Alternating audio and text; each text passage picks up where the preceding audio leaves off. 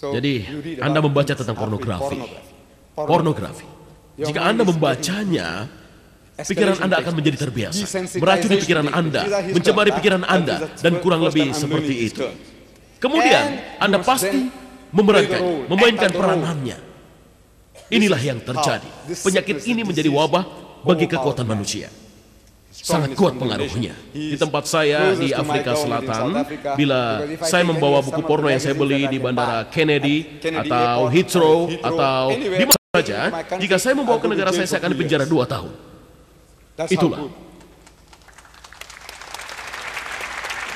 Itulah negara saya Afrika Selatan. Kalian tahu, itulah sisi lainnya.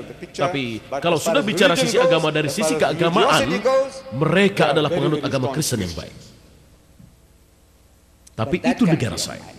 Jadi, ada racun di dalam Alkitab. Anda tahu ada sebuah pamflet dengan tulisan merah. Ada 9 tulisan merah di Alkitab. Dan seorang anak muda menempelkannya di sebuah papan pengumuman. Lihatlah. Apa ini? Kemudian mereka mengatakan bahwa pamflet ini adalah buruk. Tanpa mengetahui bahwa kata-kata pamflet ini berasal dari Alkitab. Tulisan merah ini berasal dari Alkitab. Kitab Ezekiel ayat 23. Saya tantang para pendeta untuk membacakan ini pada jemaatnya. Saya tantang kepada para penginjil untuk membacakannya kepada para ibunya, saudara perempuannya, anaknya, atau tunangannya jika memang dia wanita baik-baik. Ezekiel ayat 23. Tentang pelacuran 2 kakak beradik, Ohola dan Oholika. Bahasanya sangat keji. Pemerintah saya melarangnya. Sementara itu ada 2 menteri dari gereja saat dilarang, tapi mereka tidak tahu bahwa yang dilarang itu berasal dari Alkitab. Pemerintah saya sangat tegas. Mereka melarang Lady Cartelis Lover. Sebuah novel, Lady Cartelis Lover. Ada 1 kata khayalan, 4 huruf, 1 kata. Buku itu dilarang beredar selama 20 tahun. Tapi sekarang peraturan itu telah dicabut. Jadi sekarang pemerintah telah memperbolehkannya. Dan buku itu beredar. Tapi 9 tulisan merah berasal dari Alkitab. Jika ini kitab dari Tuhan, apakah Anda mau membacanya? Saya tantang saudara saya tantang dia untuk membaca pamflet ini. Anda sudah siap, jadi tidak perlu membuka buku lagi. Sama. Tulisannya berwarna merah. Bacakan dengan gaya Anda dengan bahasa karismatik. Dengan bahasa Anda, dengan gaya aksen Anda. Saya sangat ingin melihat saudara Swagart. Sebenarnya saya malu. Lihatlah, saudara Swagart. Jika Anda membacanya, saya berikan $100. Tapi apa artinya $100 untuk saudara Swagart? Ketika saya membaca bukunya tentang Katolik Roma, bahwa dia membutuhkan $290 sehari untuk membuat kepalanya tetap di atas air, ya, tetap di atas air. Saya menghitungnya 106 juta setahun untuk bertahan hidup. Seorang penginjil pada bulan Desember tahun 85, dia mengatakan pada saya bahwa dia membutuhkan $1 juta dalam sehari. Dia membutuhkan $1 juta sehari. Semoga berhasil.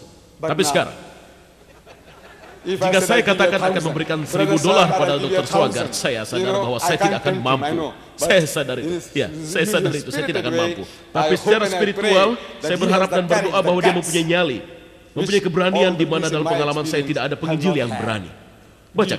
Bacakan pada para penonton. Ezekiel ayat 23. Jika Anda tidak bisa, saya bisa katakan ini bukanlah firman Tuhan. Alkitab bukanlah firman Tuhan.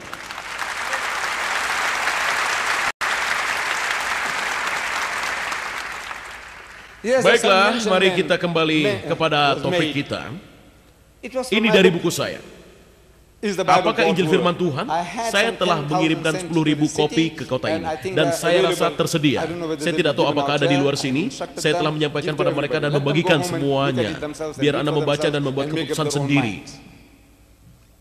Buku ini tentang kontradiksi. Al-Quran mengatakan, "Afala yatadabbaruna al-Quran?"